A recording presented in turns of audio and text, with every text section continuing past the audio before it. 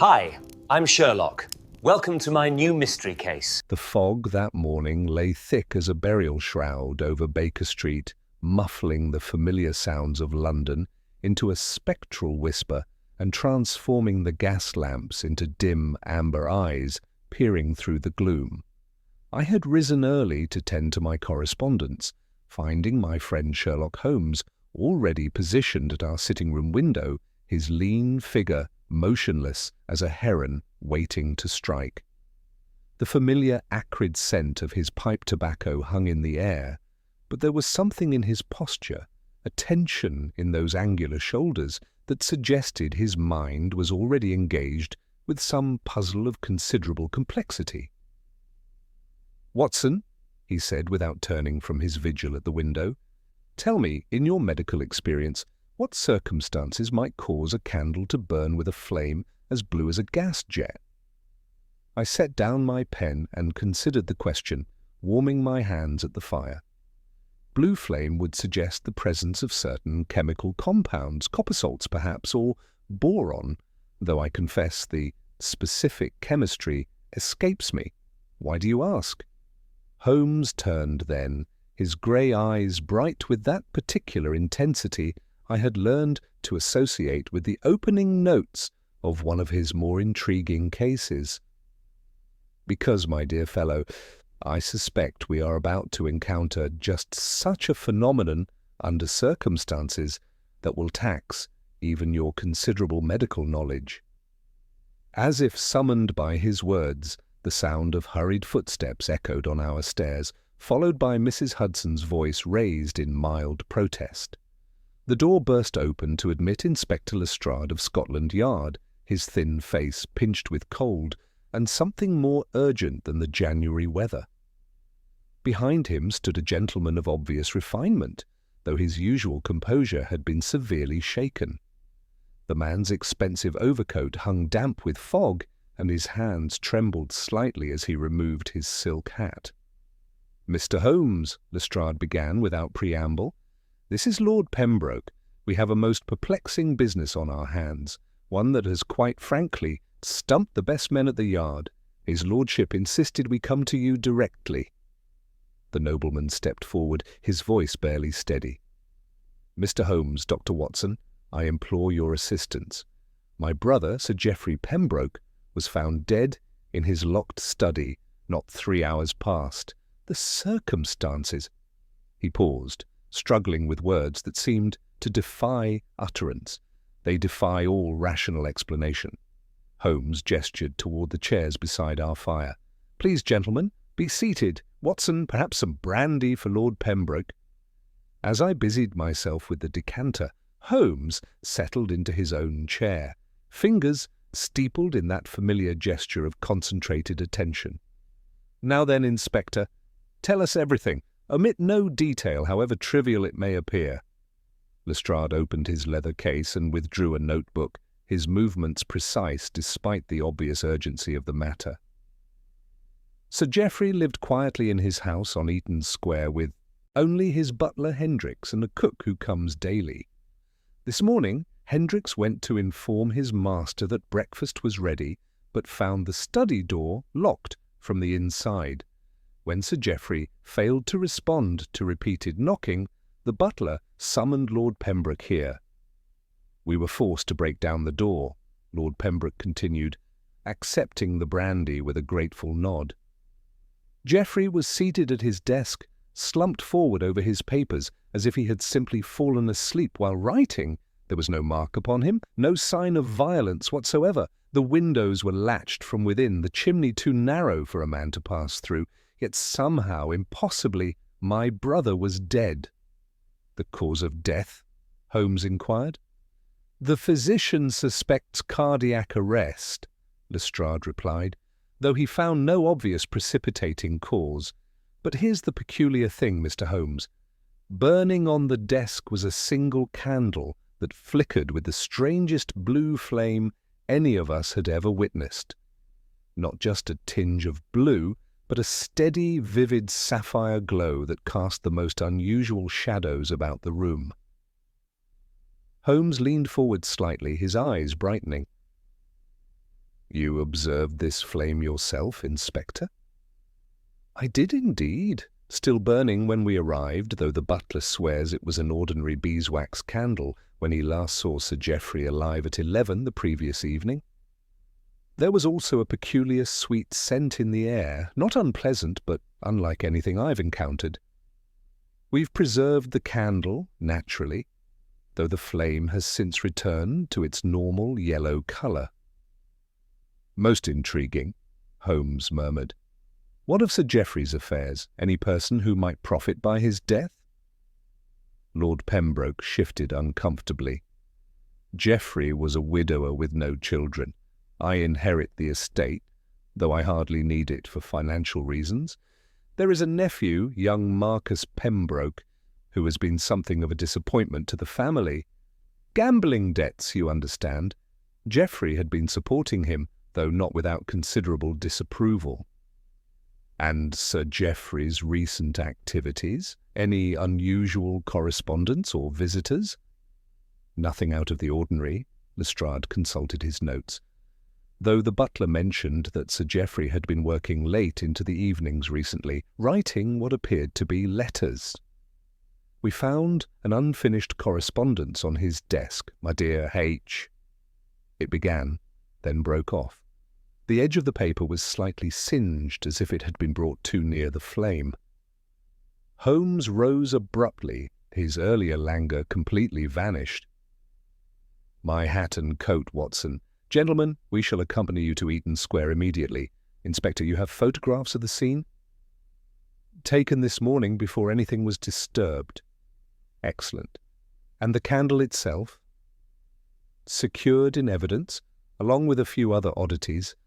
A small streak of something green on the rim of the candlestick, and what appears to be a bead of unusually coloured wax found near the door. As we prepared to depart into the fog-shrouded streets, I caught Holmes's eye and saw there the familiar gleam that spoke of a mind already racing ahead, connecting threads invisible to lesser mortals.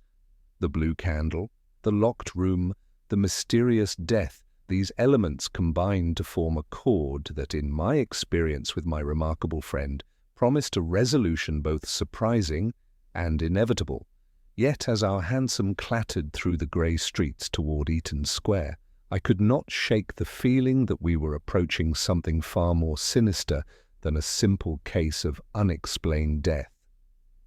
The fog-shrouded streets of London seemed to part reluctantly before our hansom as we made our way through the labyrinthine passages toward Eaton Square. Holmes remained silent during the journey, his angular profile cutting sharply against the grey morning light that filtered through the cab's windows. I could see his mind working behind those penetrating eyes, already cataloguing and cross-referencing the details Lestrade had provided. Lord Pembroke sat rigidly upright, his gloved hands clasped tightly in his lap, while the inspector shuffled methodically through his notes with the persistence of a man who had learned to trust procedure when intuition failed him. As our cab drew to a halt before the elegant Georgian facade of Sir Geoffrey's residence, Holmes suddenly turned to Lord Pembroke with renewed interest. You mentioned your brother had no children. Was he always a solitary man, or did circumstances make him so? Lord Pembroke's face darkened with old grief. Geoffrey married Catherine Morley when he was 35, a dear friend of our family. She died in childbirth some 7 years ago, along with their son. Geoffrey never quite recovered from the loss. He became increasingly reclusive, though he maintained his scholarly pursuits with something approaching obsession. Scholarly pursuits? Holmes's interest sharpened perceptibly. Geoffrey was something of an amateur chemist, had a small laboratory fitted up in the basement of the house. Nothing dangerous, you understand. He was particularly fascinated by the properties of various compounds and their effects upon combustion. Said it helped him understand the industrial processes he invested in. Holmes exchanged a meaningful glance with me, and I felt that familiar thrill, that accompanied the emergence of a significant connection. A chemist with access to unusual compounds found dead beside a candle burning with an impossible blue flame. The link seemed almost too convenient, yet experience had taught me never to underestimate the complexity of my friend's cases. The house itself stood like a monument to Victorian respectability, its black painted door bearing a brass nameplate polished to mirror brightness, despite the morning's gloom. Hendricks, the butler, admitted us with the grave efficiency of a man who had served in great houses for decades. He was perhaps 60 years of age, with silver hair and the sort of dignified bearing that spoke of absolute discretion and unshakable loyalty. "The study remains exactly as you left it, Inspector," Hendricks informed Lestrade with a slight bow. "I have admitted no one since your departure." Holmes stepped forward, his keen gaze already cataloguing the entrance hall's polished marble floors and stern-faced ancestral portraits. "Hendricks, when did you last see Sir Geoffrey alive?" "At approximately 11 o'clock last evening, sir. I brought him his usual nightcap and inquired whether he required anything further. He was seated at his desk writing by candlelight. He preferred candles to gas when working late, said the steadier light was easier on his eyes." "And the candle was burning normally at that time?" "Quite normally, sir. A perfectly ordinary beeswax candle from the household supply." Holmes nodded thoughtfully. "What was Sir Geoffrey's demeanour? Did he seem troubled or preoccupied?" Hendricks hesitated for just a moment, and I saw Holmes's eyes narrow with interest. "He had been somewhat distracted these past few weeks, sir. More correspondence than usual and considerable time spent in his laboratory. But last evening he seemed almost excited, as though he had made some discovery that pleased him greatly." "Did you hear any sounds from the study during the night?" The butler's face grew thoughtful.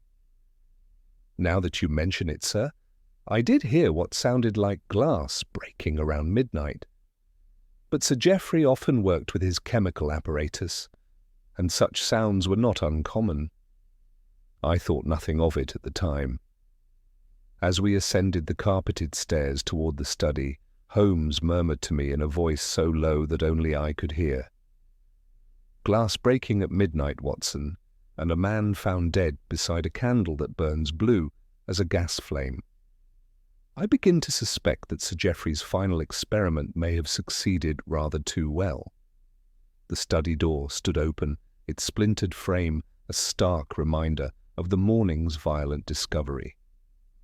Beyond the threshold lay the room where a man had died under circumstances that defied rational explanation, and I felt the familiar mixture of anticipation and unease that always preceded our entry into one of Holmes's more perplexing mysteries. The faint, sweet odour that Lestrade had mentioned still lingered in the air, more pronounced here than elsewhere in the house, carrying with it the promise of secrets yet to be unravelled.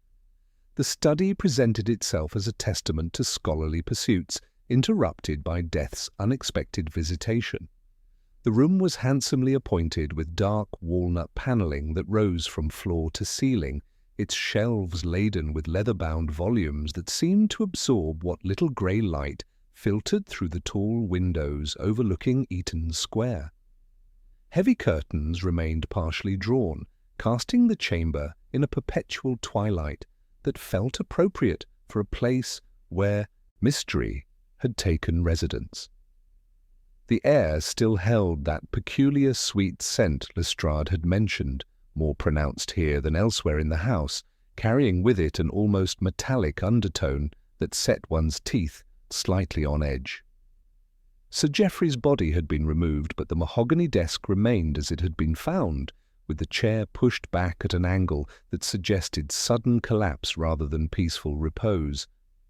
The surface bore the accumulated evidence of scholarly work. Scattered papers, an inkwell with its pen resting beside it, and several leather-bound journals filled with experimental notes written in Sir Geoffrey's precise hand.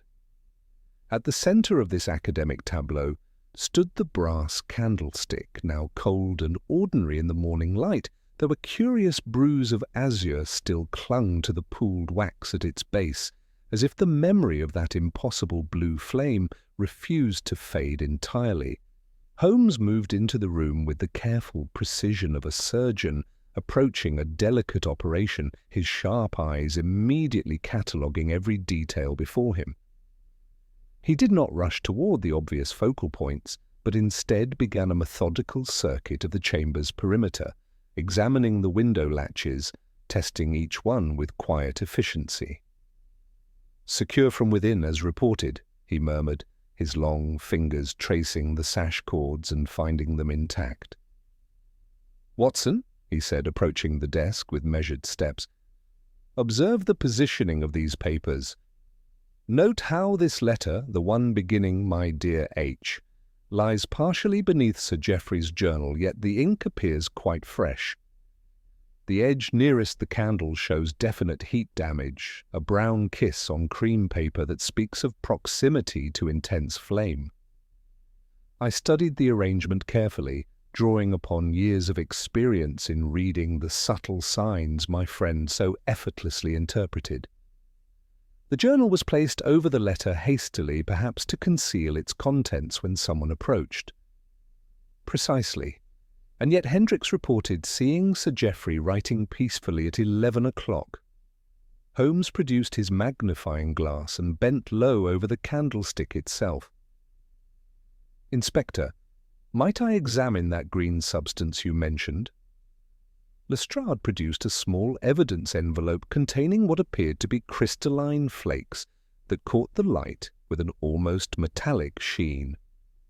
Holmes studied them intently, then moved his attention to the candlestick's rim, where a narrow smear of the same greenish material traced the brass lip like some subtle paint wiped there and left to dry. "Most illuminating," Holmes said, straightening. "This appears to be a copper compound, though not one I immediately recognize. Combined with the blue flame, it suggests Sir Geoffrey was experimenting with substances that burn at considerably higher temperatures than ordinary wax." He lifted the candle from its holder and weighed it thoughtfully in his palm. "Watson, your fingers."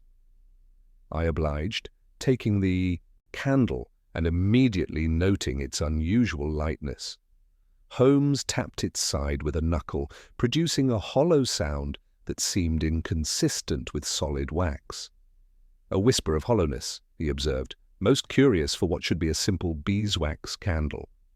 Holmes then knelt beside the Persian rug near the window, his magnifying glass revealing what our duller eyes had missed. His long fingers plucked several glinting fragments no larger than pinheads from the carpet's thick pile. "Glass," he announced, holding them up to the light.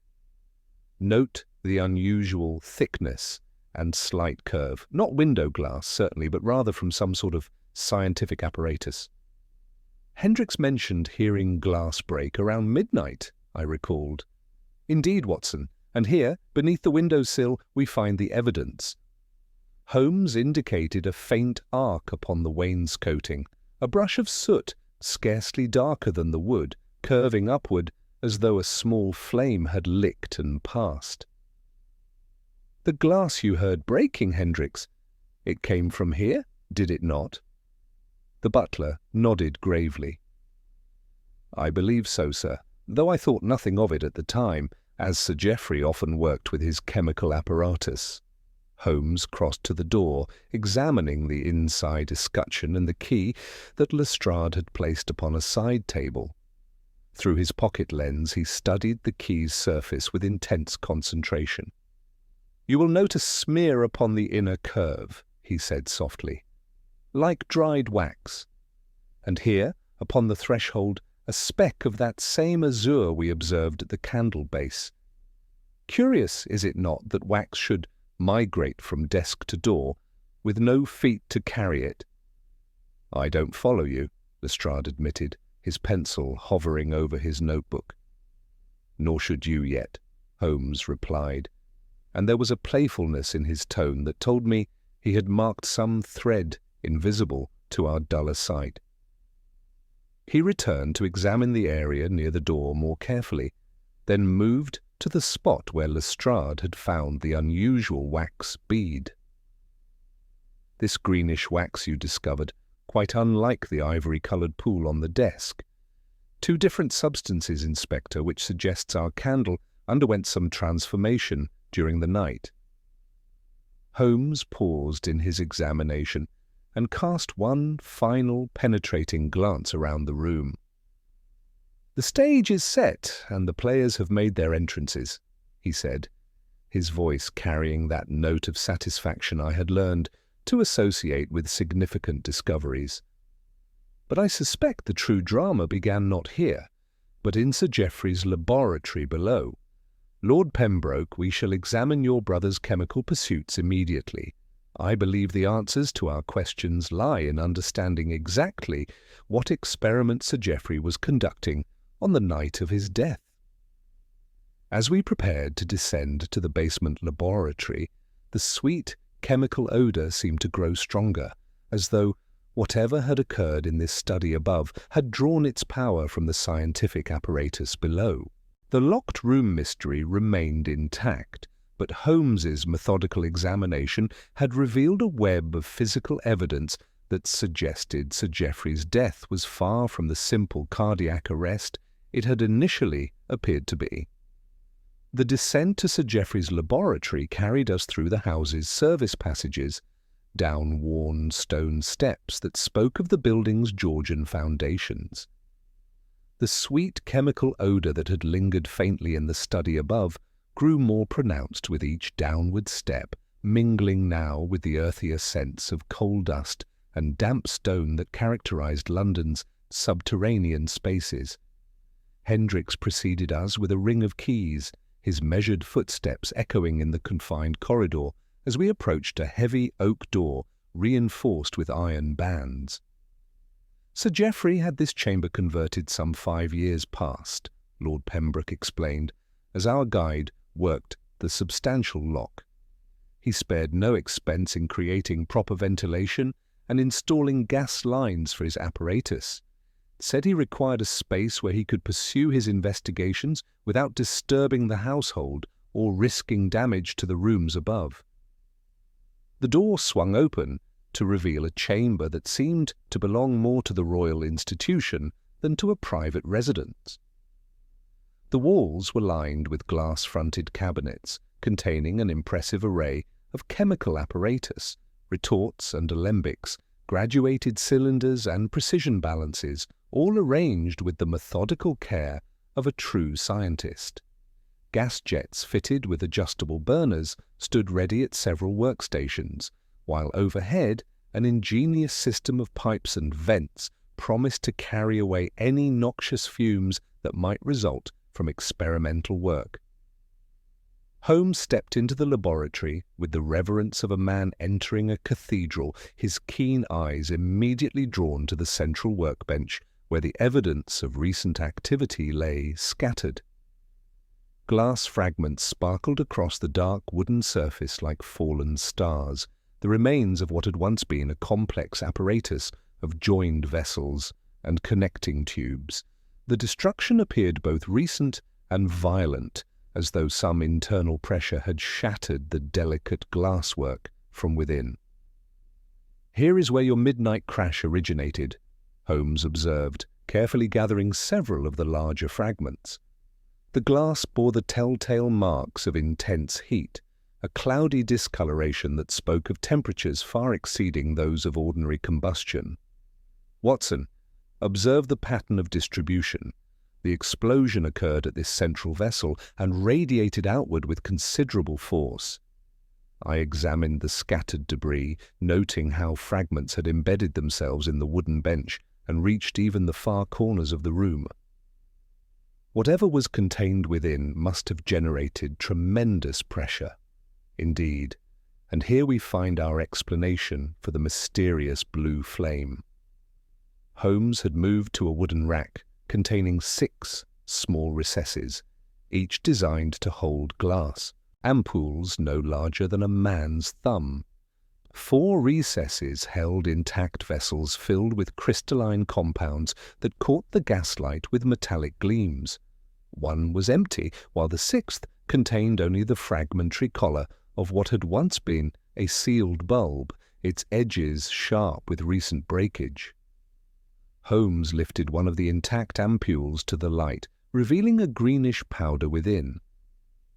Copper acetate, unless I am much mistaken. When heated to sufficient temperature, it produces a flame of vivid blue coloration. He set the vessel down carefully and moved to examine a leather-bound notebook that lay open beside the shattered apparatus. Sir Geoffrey's experimental records. Listen to this entry from 3 days past. Success at last with the hollow vessel technique. The candle burns normally until heat reaches the concealed chamber, whereupon the compound vaporizes and transforms the flame.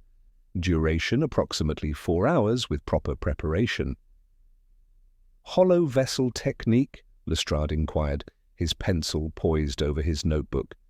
Holmes had discovered a wooden box lined with tissue containing 5 beeswax candles of unusually smooth finish. The 6th space was empty.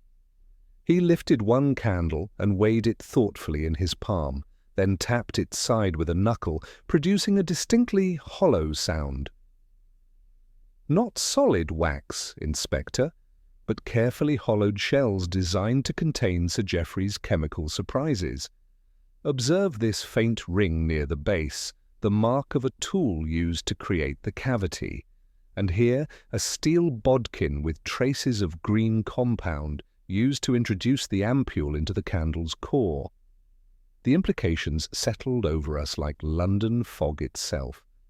Sir Geoffrey had not simply been experimenting with coloured flames, but had perfected a method for creating candles that would burn normally until heat released their hidden chemical cargo, transforming the flame and filling the air with vapours whose properties remained to be determined. The midnight explosion, Holmes continued, examining the residue on the bench, occurred when Sir Geoffrey was preparing another of his special candles. The ampoule shattered prematurely, perhaps due to excessive heat or a flaw in the glass. Yet despite this violent mishap, he continued his work, retiring to his study with one of the prepared candles to write his correspondence. Holmes straightened, his grey eyes bright, with that particular intensity that signalled significant discovery. The question that now presents itself, gentlemen, is whether Sir Geoffrey's death resulted from an unfortunate accident with his own creation, or whether someone else had discovered the deadly potential of a candle that burned blue as a gas flame. Holmes replaced the intact ampoule with the reverence one might accord a loaded pistol, then turned his attention to the leather-bound notebook that chronicled Sir Geoffrey's recent experiments. As he read, his expression grew increasingly grave, and I observed that familiar tightening around his eyes that indicated the emergence of disturbing possibilities. The entries revealed a progression from simple pyrotechnic curiosities to investigations of far more sinister potential. "Watson," he said quietly, "Sir Geoffrey's recent work extended well beyond mere coloured flames. Listen to this entry from 10 days past. The vapour produced shows remarkable effects when concentrated in enclosed spaces. Initial symptoms include pleasant drowsiness, followed by respiratory irregularity. The sweet scent masks any alarm until the final moments. And here, 3 days later. The delivery method proves elegant in its simplicity. Hours of normal burning before the concealed chamber releases its contents. No violence, no struggle, merely peaceful collapse." The implication struck me with uncomfortable clarity. Good heavens, Holmes, he was investigating the properties of these compounds as they might affect human physiology. Indeed, whether from scientific curiosity or more practical considerations remains to be determined. Holmes closed the notebook and moved toward the door. But these discoveries cast our locked room mystery in an entirely different light. Let us return to the study and examine more carefully the physical evidence we discovered there. As we ascended from the laboratory, that persistent sweet odor seemed to follow us, more pronounced now that we understood its potential significance. In the study, Holmes immediately approached the desk where the candle had burned with its impossible blue flame, his attention focused on the details that had troubled him during our initial examination.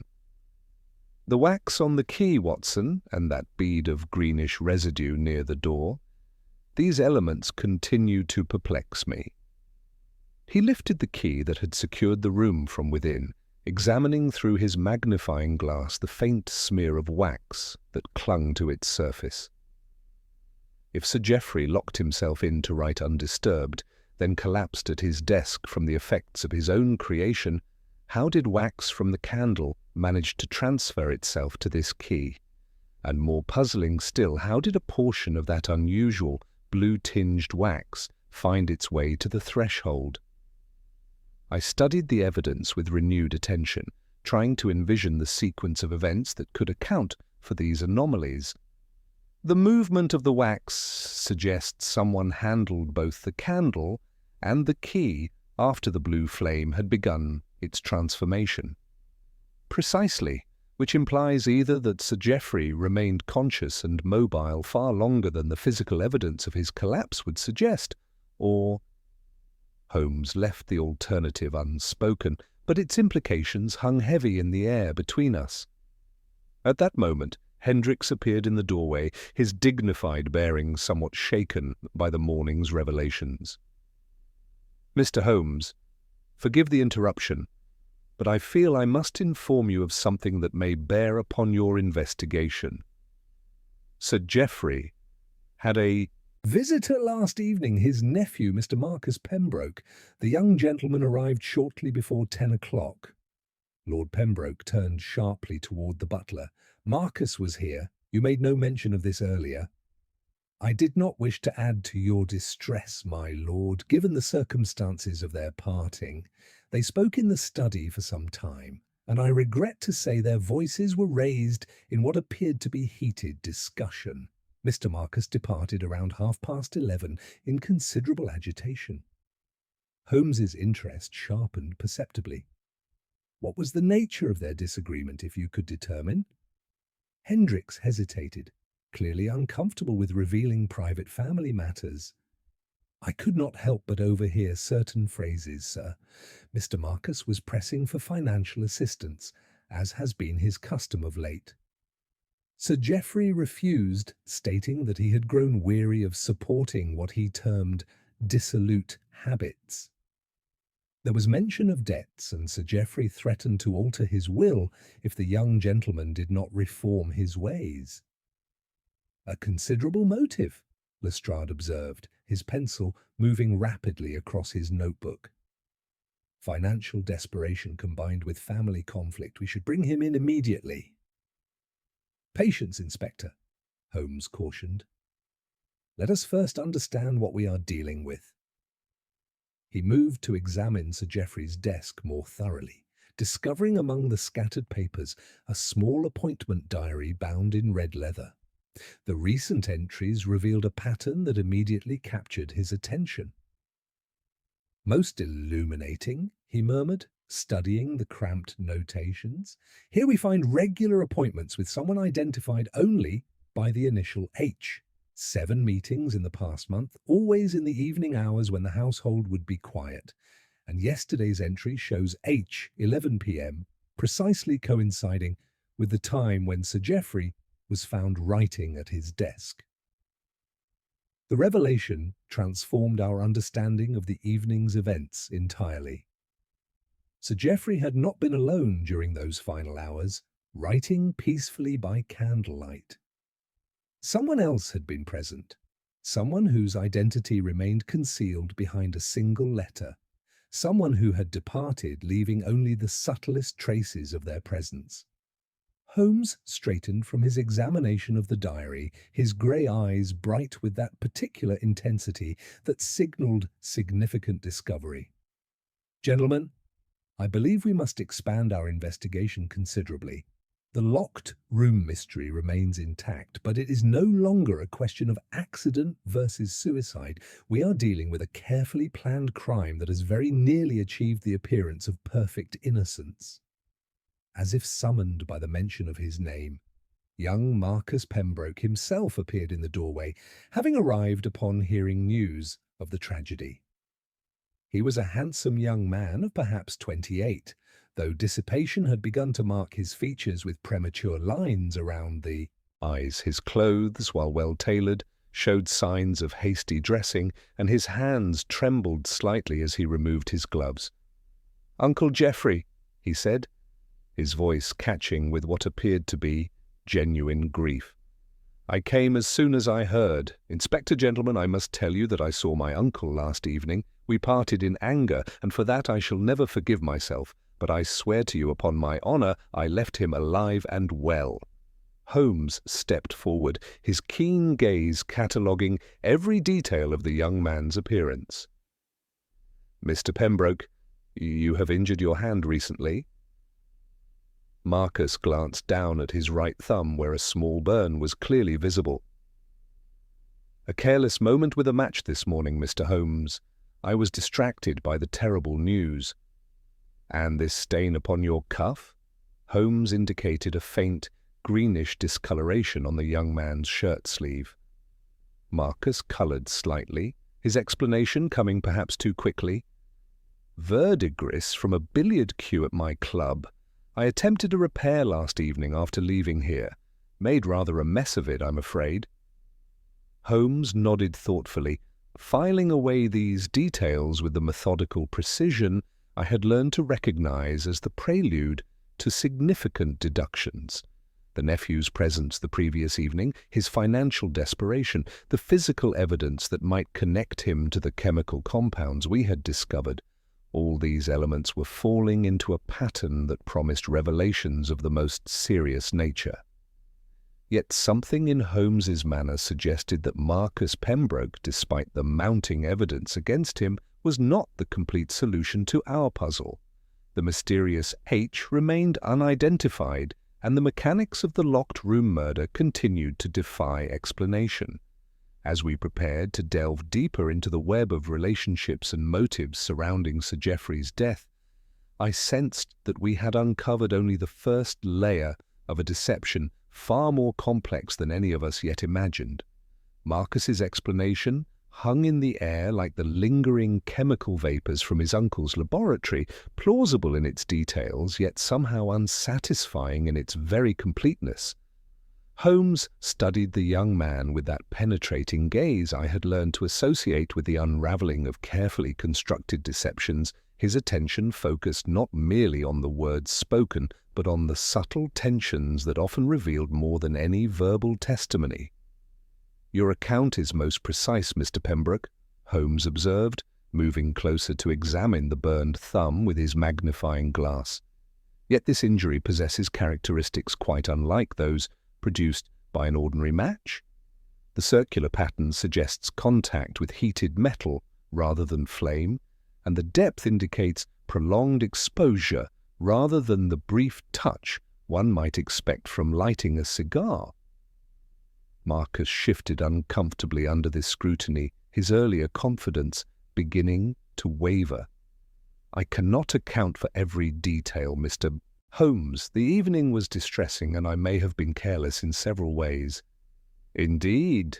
And this greenish stain upon your cuff, which you attribute to verdigris from billiard-room equipment, displays a crystalline quality when examined closely.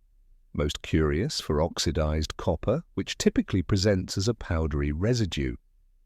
Holmes straightened, his grey eyes bright with that particular intensity that indicated significant discovery.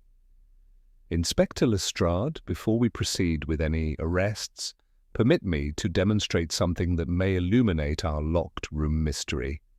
Holmes called for Hendricks to provide a length of black silk thread and a small quantity of candle wax.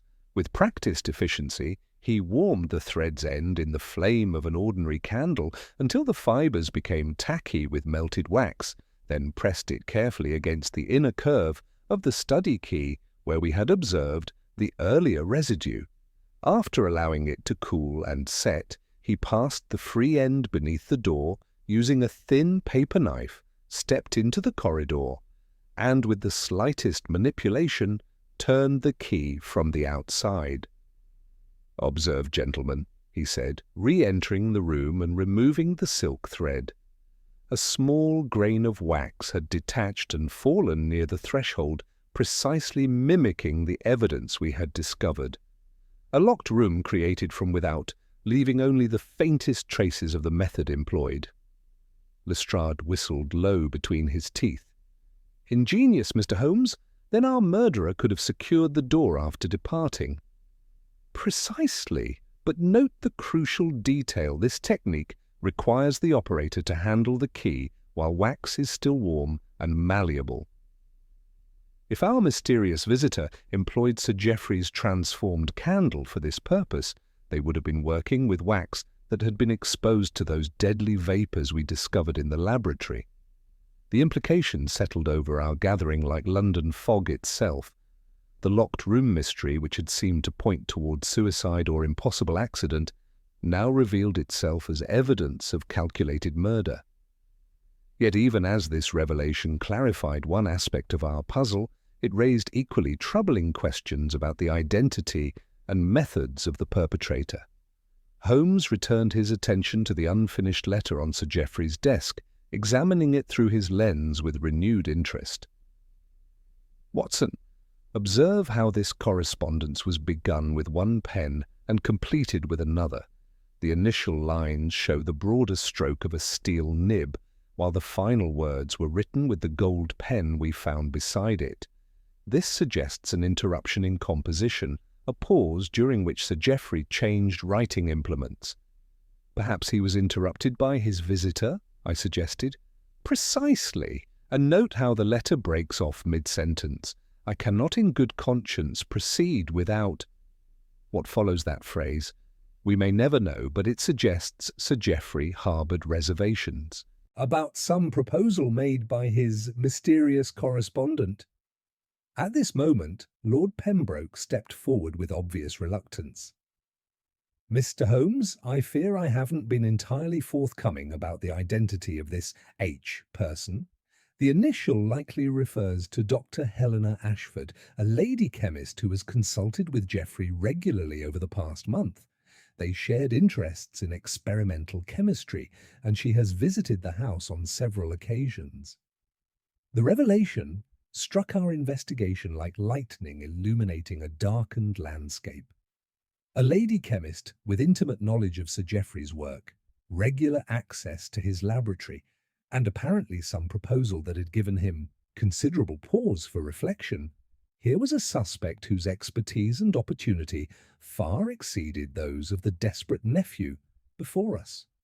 "Dr. Ashford maintains a private laboratory in Bloomsbury," Lord Pembroke continued.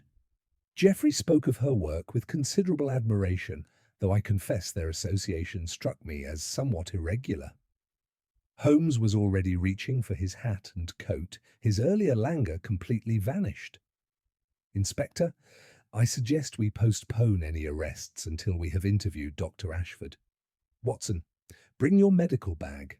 I suspect we may encounter substances requiring your professional assessment." As we prepared to depart for Bloomsbury, Marcus Pembroke called after us with evident anxiety. "Surely you cannot suspect Dr. Ashford of murder? She is a lady of impeccable reputation." Holmes paused at the threshold, his expression grave.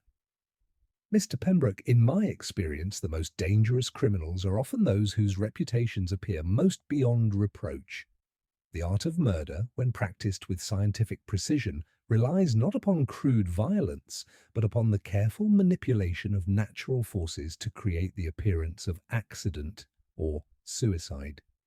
His words carried an ominous weight as we descended into the London streets, leaving behind the scene of what we now understood to be an elaborately orchestrated crime. The blue candle, The locked room, the chemical vapours, all were beginning to form a pattern that pointed toward a mind of considerable scientific knowledge and ruthless determination.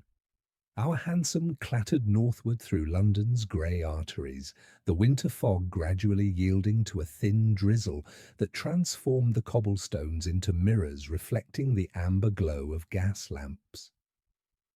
Holmes sat in contemplative silence, his angular profile sharp against the window as he processed the mounting complexities of our investigation.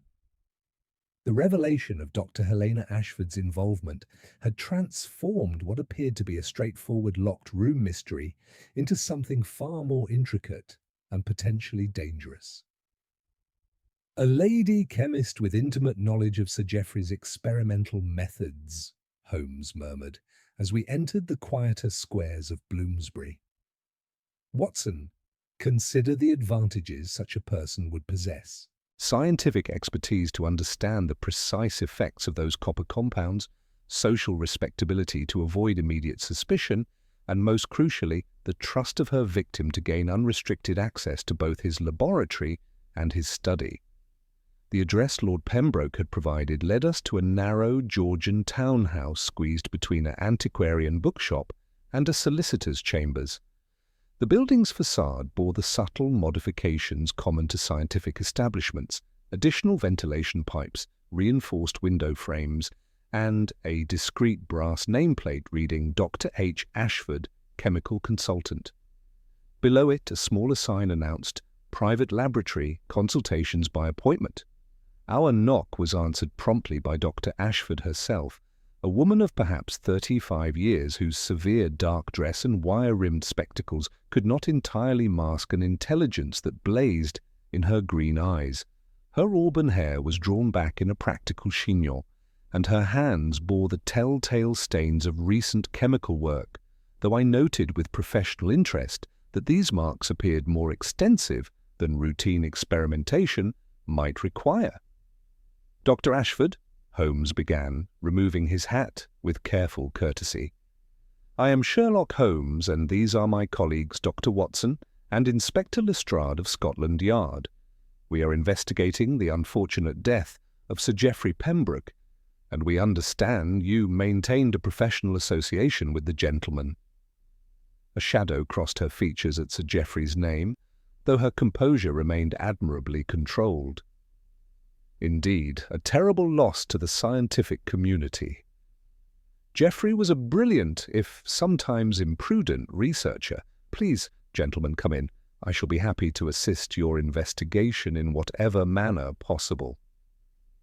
The interior revealed a fascinating transformation of domestic space into scientific facility. The front parlour had been converted into a reception area lined with glass-fronted cabinets containing an impressive array of chemical apparatus, while the air carried those sharp, clean scents associated with serious experimental work. Through an open doorway, I glimpsed a laboratory that rivaled Sir Geoffrey's own in sophistication, complete with precision balances, distillation equipment, and ventilation systems that spoke of both substantial investment and genuine expertise.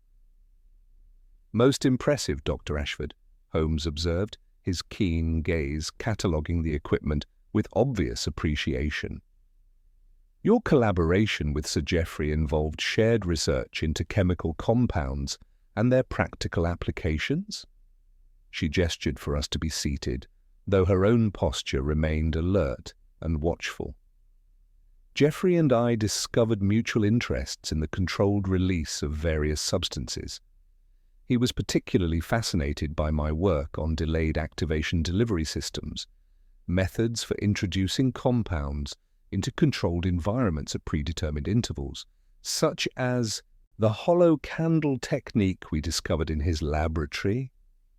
Holmes moved toward the laboratory doorway, pausing to examine a workbench where several familiar glass ampoules lay in various stages of preparation. Dr. Ashford's hands tightened almost imperceptibly in her lap. "Geoffrey shared many of his experimental methods with me. We often exchanged materials and theoretical approaches. The candle modification was his own innovation, though I provided some of the specialized compounds required for the color transformations.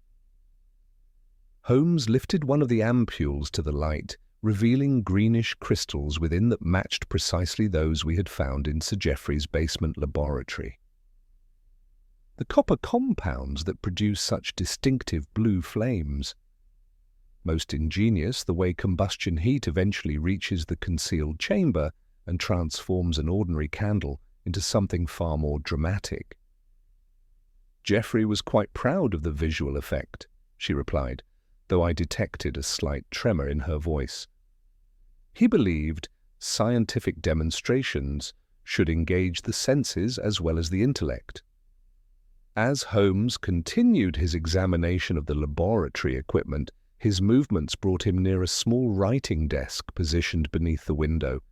His hand brushed seemingly casually against a half-opened drawer, and I observed his fingers pause for the briefest moment before smoothly closing it.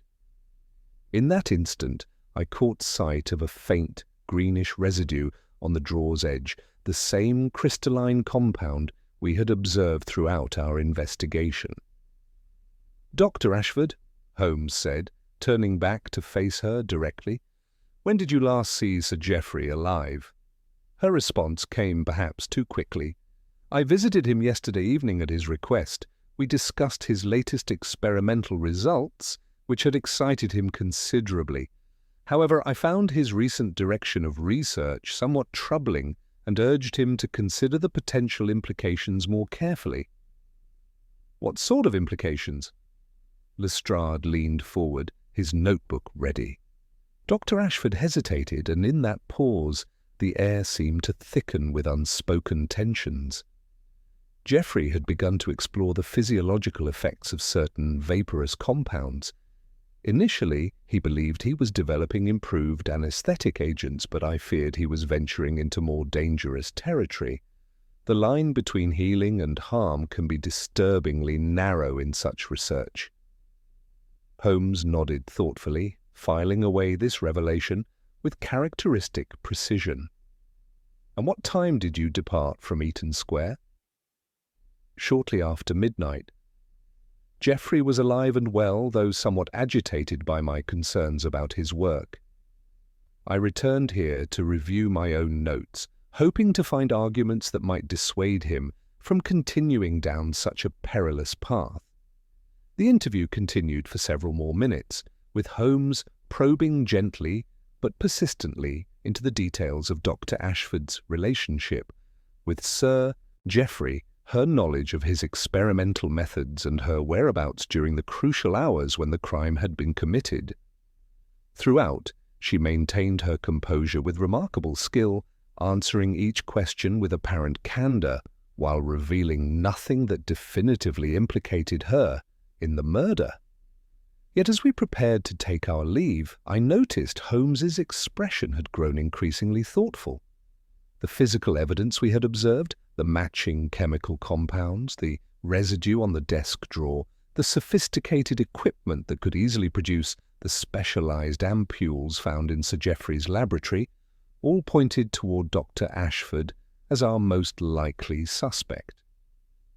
But something in Holmes's manner suggested that even this apparently clear solution contained complexities we had yet to unravel.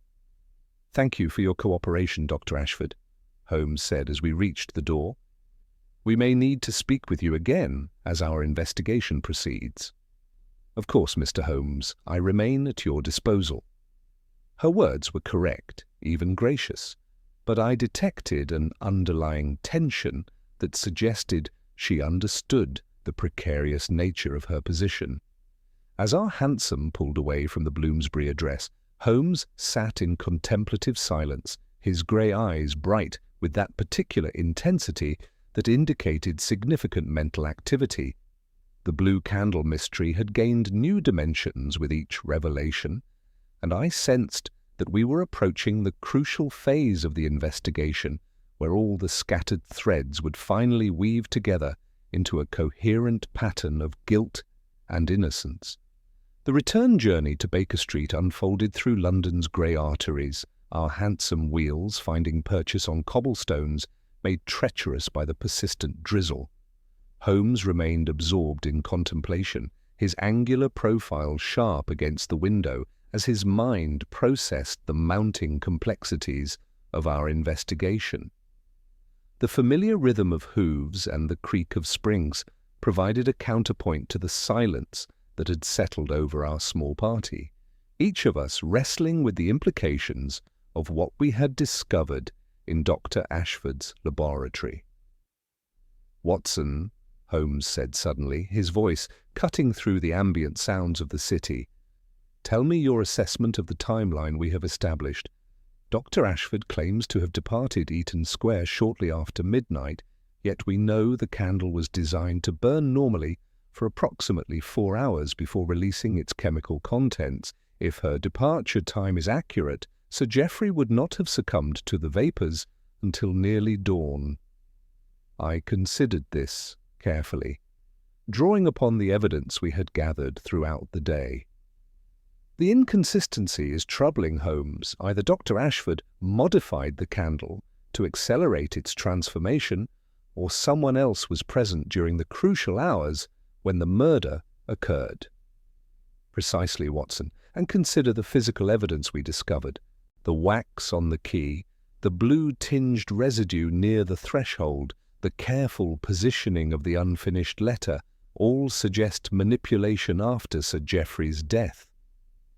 If Dr. Ashford departed when she claims, who completed this elaborate staging?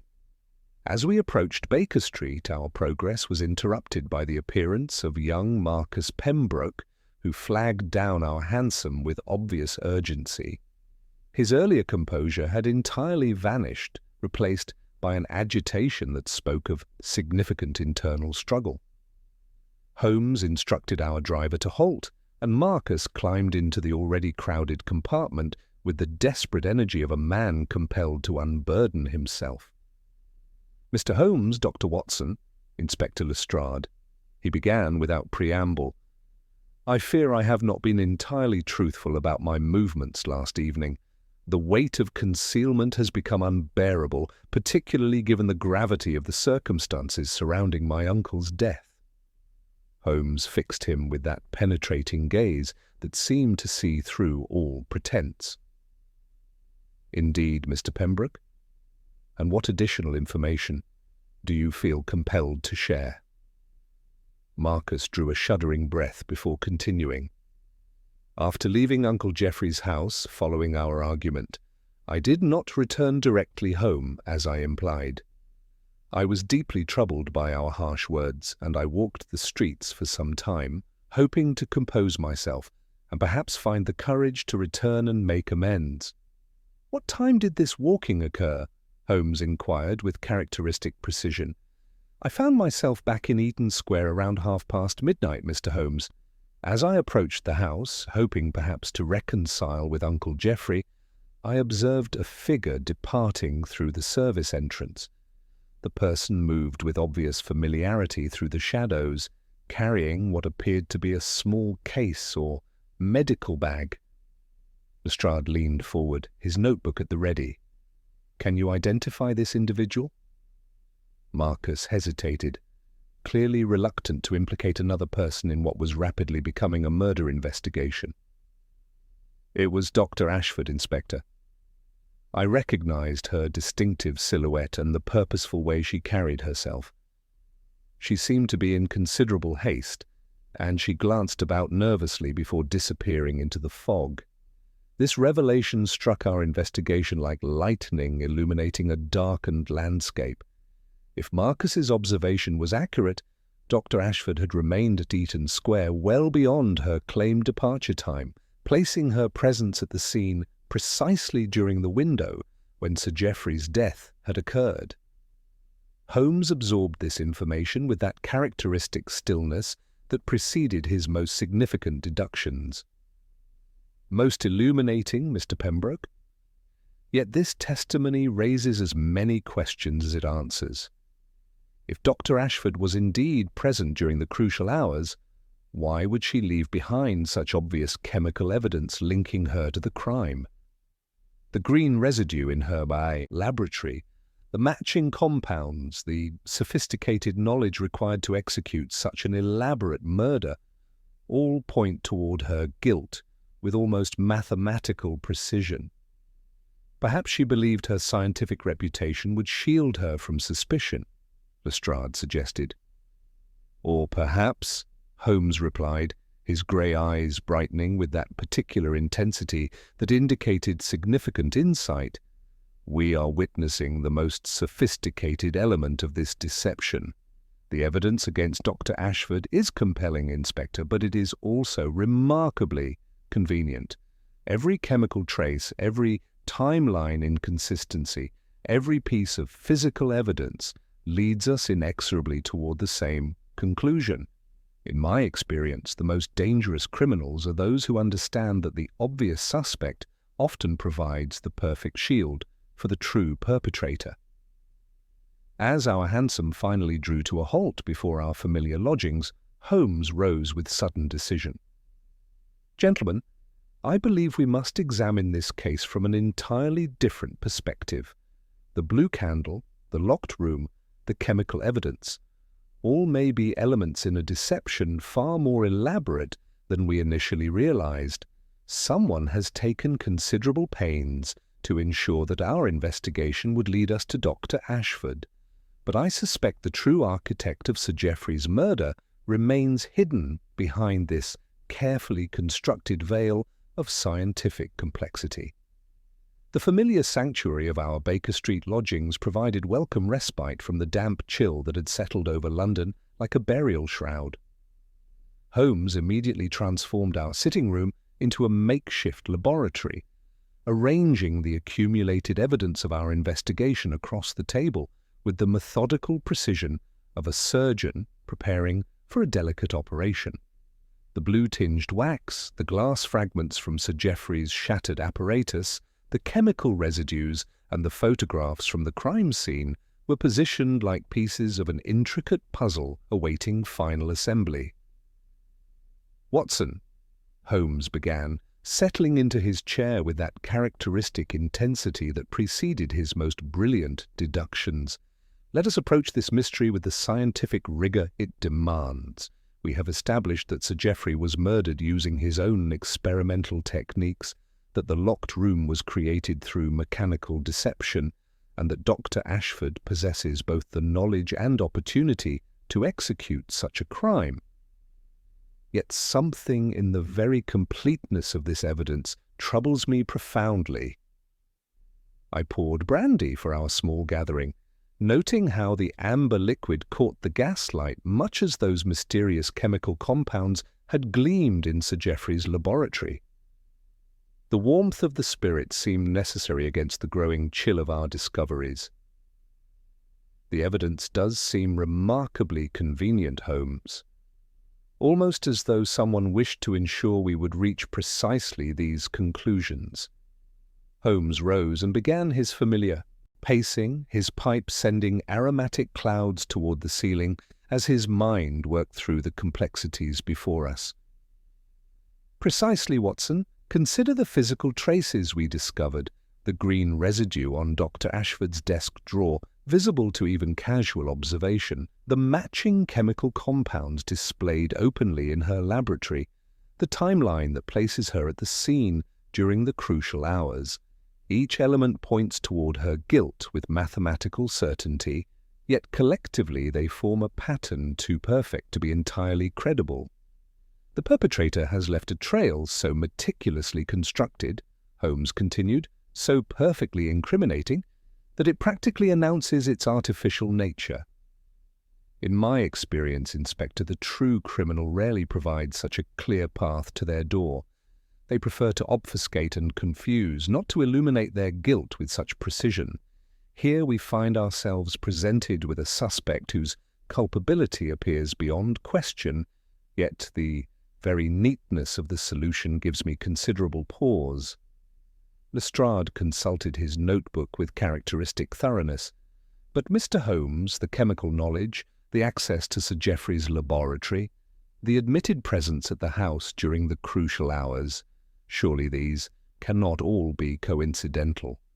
Indeed not, Inspector, but consider the sophistication required for this deception. Our true murderer needed intimate knowledge of Sir Geoffrey's experimental methods, access to his laboratory to prepare the specialized candle, familiarity with Dr. Ashford's research to plant convincing evidence, and the technical skill to execute the locked room mechanism. Most importantly, they required detailed knowledge of both victims' habits, schedules, and personal relationships. Holmes paused in his pacing, moving to examine once again the copy of Sir Geoffrey's unfinished letter. Watson, we have assumed that "my dear H" refers to Helena Ashford, but what if this assumption has led us astray? The phrase "I cannot in good conscience proceed without" suggests moral reservations about some proposal or arrangement. What if Sir Geoffrey was writing not to Dr. Ashford, but to someone else entirely? He moved to his small reference library, withdrawing a volume on British heraldry and genealogy. Consider the Pembroke family motto, Watson. Honoris causa, for the sake of honour. The initial H might refer not to a person named Helena, but to a concept, a principle, or even another family member whose name we have not yet considered. The implications struck me with uncomfortable clarity. You suggest Sir Geoffrey was writing about a matter of family honour, perhaps to Lord Pembroke himself, or even to young Marcus? The possibility merits serious consideration. If Sir Geoffrey had discovered that his experimental techniques were being used for purposes he found morally objectionable, perhaps by someone within his own family circle, his threat to expose such activities would provide a compelling motive for murder. Holmes returned to the fireplace, his grey eyes bright with that particular intensity that indicated the formation of a comprehensive plan. We must force our true adversary to reveal themselves, gentlemen. Someone has orchestrated this elaborate deception with consummate skill, positioning Dr. Ashford as the perfect suspect while concealing their own involvement. The challenge lies in compelling them to act in a manner that exposes their hand. He turned to Lestrade with renewed purpose. Inspector, I require your assistance in disseminating a carefully crafted piece of information through official channels. Let it be known that the investigation has uncovered a crucial piece of evidence, a small glass vial bearing distinctive markings found concealed within Sir Geoffrey's study and containing traces of the unusual compounds used in the murder. State that this vial bears identifying marks that could definitively establish the killer's identity. Lestrade's brow furrowed with confusion. But we discovered no such vial, Mr. Holmes. Precisely, Inspector. The fabrication will serve a greater purpose than truth in this instance. The real murderer, having so carefully constructed the evidence against Dr. Ashford, will be profoundly disturbed by the emergence of unexpected physical evidence. They will feel compelled to investigate, to verify its existence, or perhaps to attempt its recovery. In doing so, they will reveal themselves through actions that genuine innocence would not require. Holmes moved to his desk, quickly drafting several messages with characteristic precision. Dr. Ashford, if she is indeed innocent, will react with genuine puzzlement to news of this evidence. The true culprit, however, will be driven by desperate necessity to control a narrative they have so painstakingly constructed. Their response will distinguish them as clearly as a signature. As Holmes sealed the final message, his expression carried that note of grim satisfaction I had learned to associate with the approaching resolution of his most complex cases. Watson, prepare for a long evening. I suspect our true adversary will soon begin to move, and when they do, we shall be ready to spring the trap that will finally bring justice for Sir Geoffrey Pembroke. The Blue Candle mystery had evolved far beyond a simple locked room murder into a web of deception that tested even Holmes's formidable abilities. Yet as we prepared for the final phase of our investigation, I felt that familiar confidence that comes from watching my remarkable friend weave together the scattered threads of evidence into an unbreakable chain of logic and proof. The fabricated intelligence concerning the mysterious glass vial spread through London's intricate network of official channels with the methodical efficiency that Holmes had anticipated. Lestrade had ensured the information reached not only the morning newspapers, but also the informal networks of clerks, constables, and minor officials who formed the invisible web through which sensitive intelligence travelled throughout our great metropolis. By evening, word of this crucial discovery would have penetrated every corner of society that might harbour our elusive murderer. Holmes positioned himself at our familiar sitting-room window, his keen eyes monitoring Baker Street with the patient intensity of a master angler awaiting the strike. The gas lamps below cast their customary amber pools in the gathering dusk, while the rhythmic sounds of London's evening traffic provided a comforting backdrop to our vigil. I had taken residence in the chair opposite, my service revolver cleaned and ready, though I harboured hopes that our trap would succeed through psychological pressure rather than physical confrontation. "Watson," Holmes murmured without turning from his observation post. "Observe the gentleman in the dark overcoat who has now passed our door 4 times in the past hour. Note how each circuit brings him closer to our entrance, and how his pace grows increasingly agitated with each approach. The fabricated evidence has achieved precisely its intended effect." I joined him at the window, studying the figure he indicated. The man's behaviour displayed all the unmistakable signs of internal torment.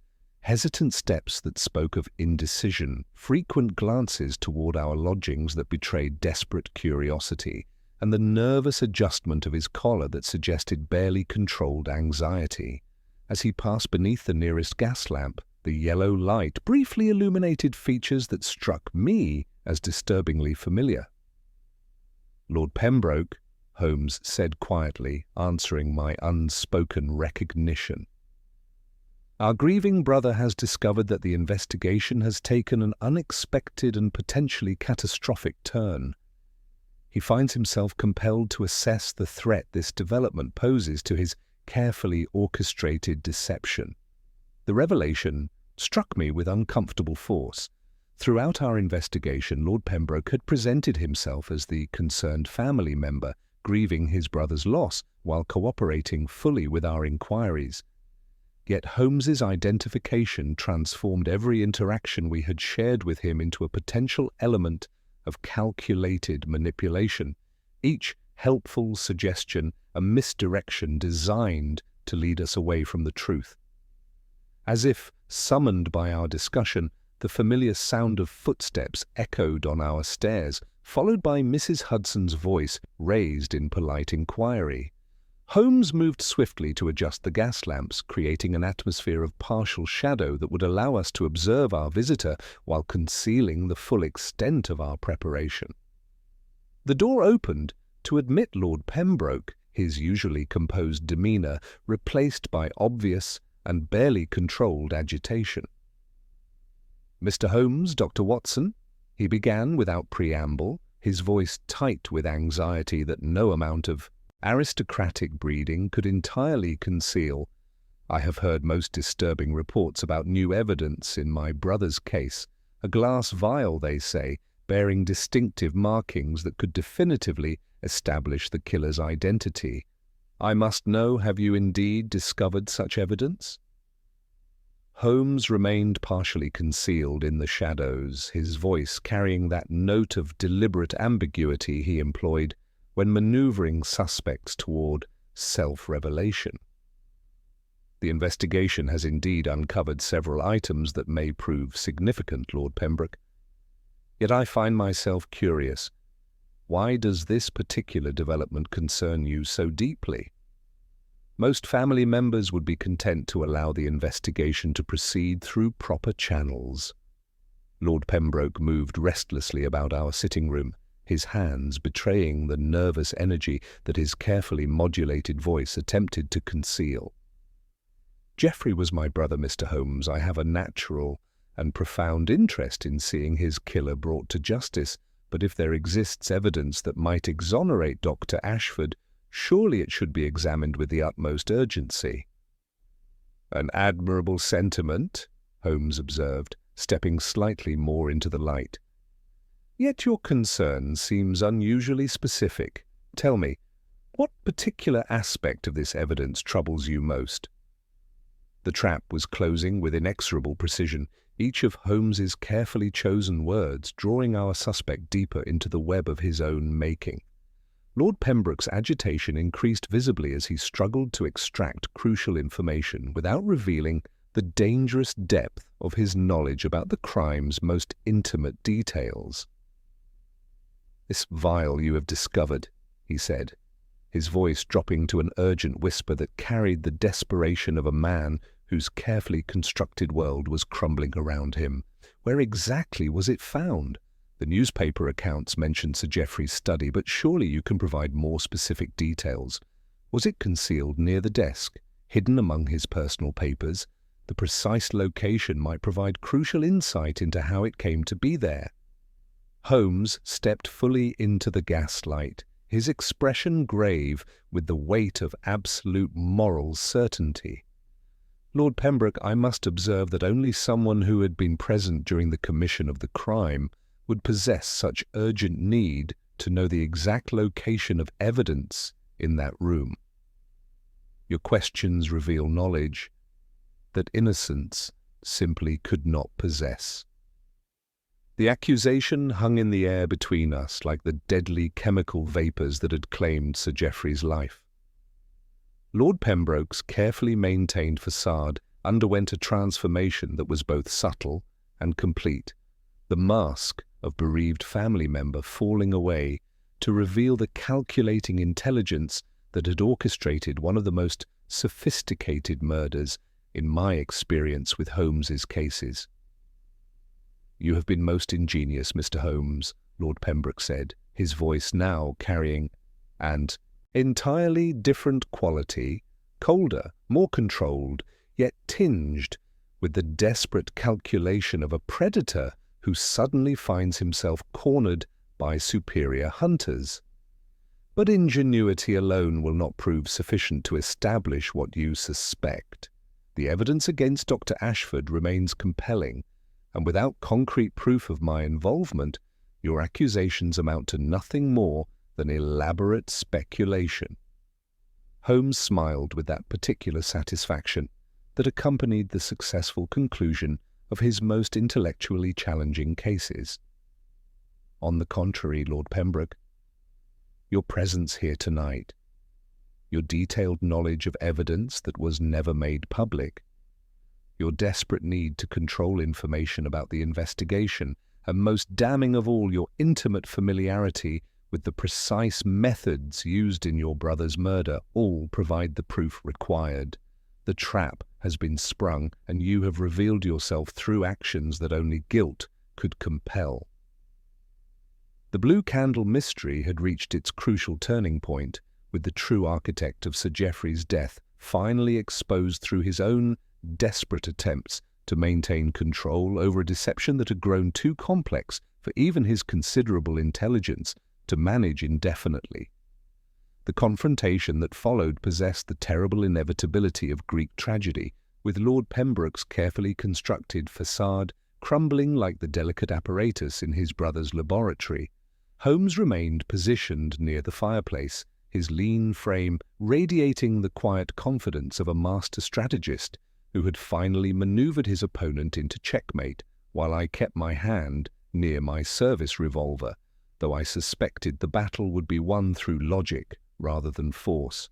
"Your fatal error, Lord Pembroke," Holmes began with that methodical precision I had learned to associate with his most devastating revelations, "lay not in the conception of your crime, which was indeed masterful, but in your compulsive need to control every aspect of its investigation, the locked room mechanism, the chemical misdirection, the careful positioning of Dr. Ashford as the perfect suspect, all demonstrated considerable intelligence and planning, yet your inability to resist monitoring and directing our conclusions ultimately exposed you. Lord Pembroke settled into his chair with aristocratic dignity, though his hands betrayed him with their slight tremor as he adjusted his cuffs. Your accusations remain mere speculation, Mr. Holmes. The evidence against Dr. Ashford stands uncontested. Her chemical expertise, her access to Jeffrey's laboratory, her presence during the crucial hours. These facts remain immutable regardless of your theories. Holmes moved to the mantelpiece, his grey eyes bright with the satisfaction of complete understanding. On the contrary, Lord Pembroke, let me demonstrate how methodically you orchestrated your brother's death. You possessed intimate knowledge of Sir Geoffrey's experimental methods, having observed his work for months during your regular visits.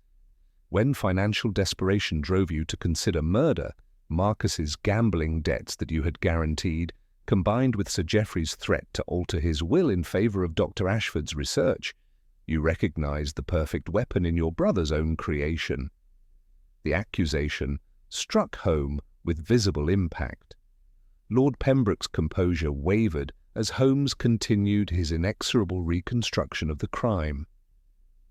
You visited Sir Geoffrey that evening after young Marcus departed, ostensibly to reconcile, but actually carrying one of the specially prepared hollow candles.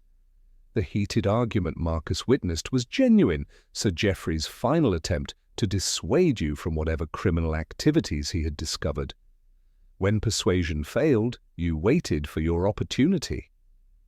While Sir Geoffrey was distracted, perhaps fetching documents to support his accusations, you replaced his ordinary candle with your prepared device. Holmes lifted the evidence envelope containing the copper acetate crystals. The beauty of Geoffrey's own invention lay in its delayed activation. The candle burned normally for hours, allowing you to depart and establish your alibi while the hidden chamber slowly heated. When the glass ampoule finally shattered, releasing its deadly vapor, you were safely elsewhere, surrounded by witnesses who could attest to your presence. Yet you could not resist the theatrical touch, Holmes continued, his voice carrying that note of professional admiration tinged with moral disapproval. The copper acetate smeared on the candlestick's rim ensured the flame would turn blue immediately upon lighting, creating the dramatic effect that would captivate investigators and support your narrative of scientific experimentation gone wrong. Lord Pembroke's mask was slipping with each revelation, his earlier confidence replaced by the desperate calculation of a cornered predator. Even if your wild theories possessed merit, which they do not, you cannot prove my presence in that room after midnight. Holmes smiled with grim satisfaction. But I can prove your method of departure, Lord Pembroke, and in doing so establish your presence beyond any doubt. The locked room that so baffled Inspector Lestrade was achieved through a technique as old as crime itself, yet executed with scientific precision. After Sir Geoffrey succumbed to the vapours, you employed a length of silk thread, warmed at one end with wax from the transformed candle. Moving to our sitting-room door, Holmes demonstrated the technique with practiced efficiency. The thread, made tacky with heated wax, adheres to the key's inner curve. You passed the free end beneath the door, stepped into the corridor, and, with gentle manipulation, turned the key from the outside. The thread breaks away, leaving only microscopic traces, the very wax residue we discovered, wax that had been exposed to, those deadly copper compounds. The demonstration's elegance was undeniable, and I saw understanding dawn in Lestrade's eyes as the locked room mystery finally yielded its secrets. Lord Pembroke watched with the fascination of a man witnessing his own destruction through scientific method. The blue-tinged bead near the threshold, Holmes continued, fell when you manipulated the thread. The green residue you so carefully planted in Dr. Ashford's laboratory was meant to establish her guilt, but you underestimated the distinctiveness of your own chemical signature. The copper acetate you used bears traces of iron impurities unique to the batch in your brother's laboratory, impurities absent from Dr. Ashford's supplies. At this moment, the sound of approaching footsteps announced Inspector Lestrade's constables, summoned by the coded message Holmes had dispatched during our interview. Lord Pembroke's shoulders sagged as the full weight of his exposure settled upon him. "You have been worthy adversaries," he said quietly, his voice carrying the weary resignation of a gambler who had staked everything on a single, elaborate deception. Geoffrey was always too scrupulous for practical affairs. He possessed genius, but lacked the vision to employ it effectively.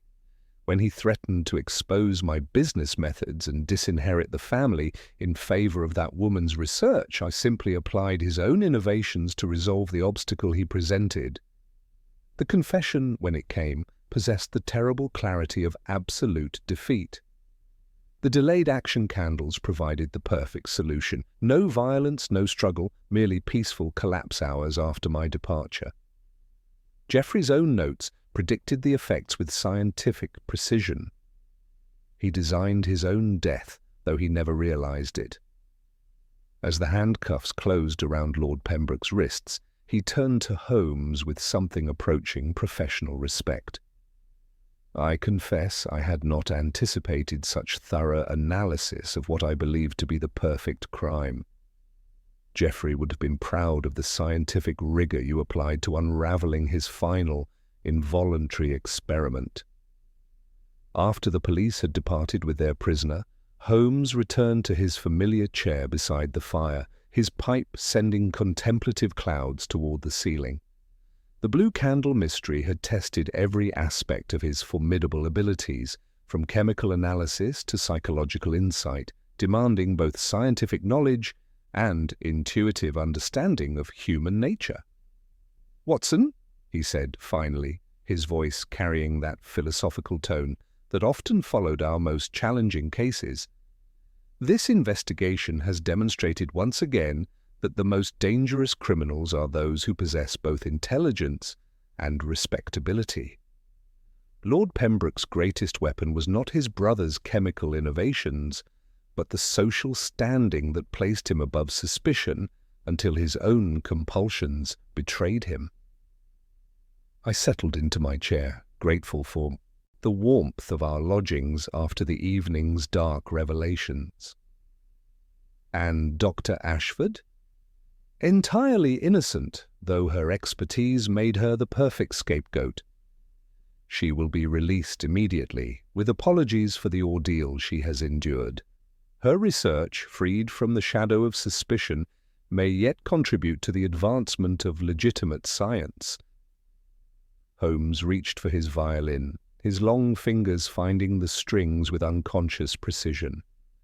As the first haunting notes filled our sitting room, I reflected on the strange alchemy that had transformed ordinary objects, a simple candle, a locked door, a few grains of chemical compound, into instruments of both murder and justice.